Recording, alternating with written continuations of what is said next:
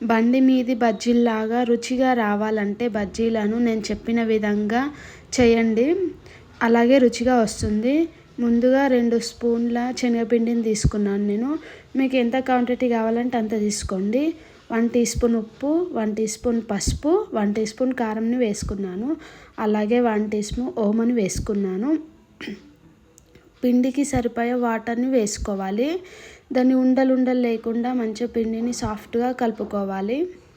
మరి గట్టిగా కాకుండా మరి పలచగా కాకుండా మామూలుగా కలుపుకోవాలి పిండిని. మిర్చీలకు వాటర్ పదన లేకుండా నీట్గా తోచుకొని పెట్టుకోవాలి. ఇక్కడ నేను లావు మిర్చీలను తీసుకున్నాను. ఇవి కారంగా ఉండవు.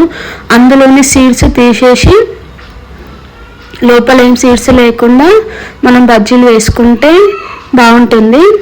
అందుకని చెప్పి నేను లోపల ఉన్న సీడ్స్ తీసేస్తున్నాను. మీ ఆప్షనల్ తీసుకోవచ్చు, లేదంటే తీసుకోకపోవచ్చు.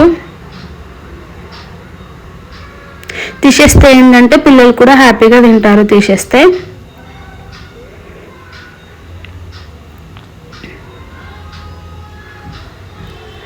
ఆయిల్ని వేడి చేసుకొని అందులోకి నేను చూపించే విధంగా వేసుకోవాలి మిర్చి బజ్జీలను.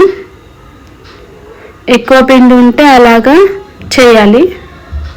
అయితే బజ్జీలు లావు రాకుండా పిండిగా రాకుండా బయట క్రిస్పీగా లోపల మెత్తగా ఉంటాయి బజ్జీలు.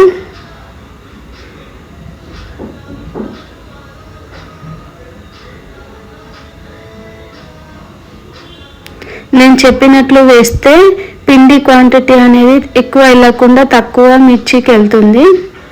చూసారు ఎంత క్రిస్పీగా వచ్చాయో బజ్జీ మిర్చీలు. నేను చెప్పిన స్టైల్లో ట్రై చేయండి. మధ్యలో మిర్చి బజ్జీని మధ్యలో కట్ చేసి చిన్న చిన్న ముక్కలు తరుముకున్న ఆనియన్ని అందులో పెట్టాలి. బజ్జీలో ఫిలిప్ చేయాలి. కావాలంటే మీరు కొత్తిమీర కూడా వేసుకోవచ్చు. నేను ఓన్లీ ఆనియన్ మాత్రమే వేస్తున్నాను.